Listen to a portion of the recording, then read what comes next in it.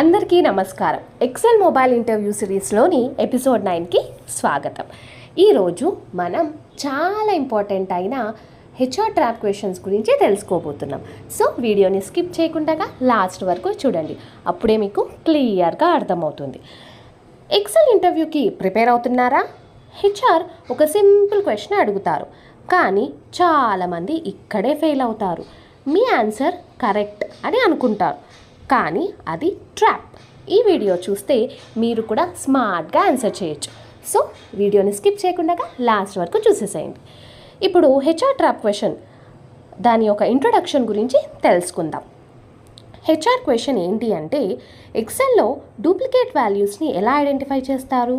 సింపుల్గా అనిపిస్తుంది కదా. చాలామంది ఇమీడియట్గా చెప్తారు ఫిల్టర్ యూస్ చేస్తాం లేదా సార్ట్ యూస్ చేస్తామని, కానీ అది wrong answer. Why it's a trap?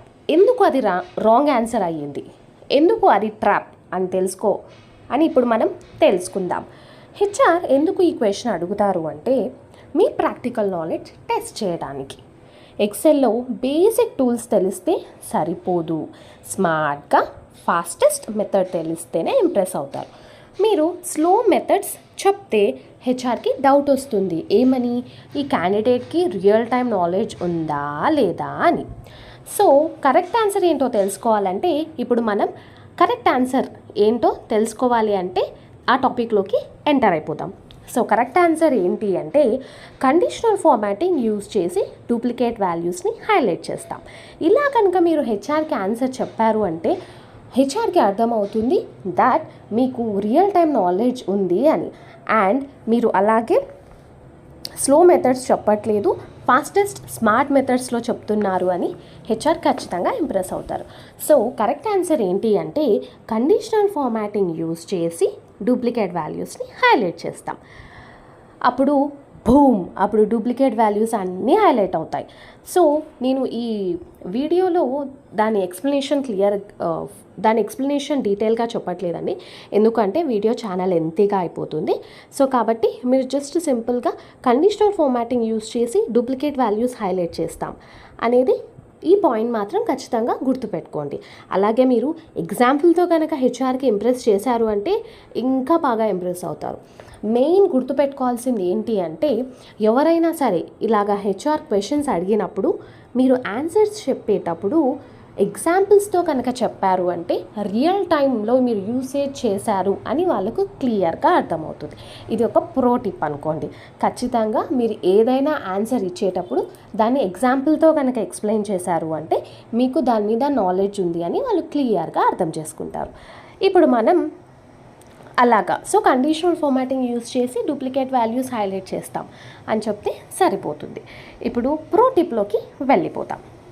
మీరు ఇంకా నెక్స్ట్ లెవెల్స్ ఆన్సర్స్ ఇవ్వాలి అంటే ఇలా చెప్పండి, సార్ ఆర్ మేడం, కండిషనల్ ఫార్మాటింగ్తో క్విక్గా డూప్లికేట్స్ ఐడెంటిఫై చేయొచ్చు. ఇంకా అడ్వాన్స్డ్గా కావాలి అంటే కౌంటిఫ్ ఫార్ములా యూజ్ చేసి కూడా చెక్ చేయొచ్చు. ఇలా చెప్తే హెచ్ఆర్కి క్లియర్గా తెలుస్తుంది మీరు బిగినర్ కాదు, స్మార్ట్ యూజర్ అని. సో నేను ఆన్సర్ మళ్ళీ ఇంకొకసారి రిపీట్ చేస్తున్నానండి, జాగ్రత్తగా వినండి. సార్ ఆర్ మేడం, కండిషనల్ ఫార్మాటింగ్తో క్విక్గా డూప్లికేట్స్ ఐడెంటిఫై చేయొచ్చు.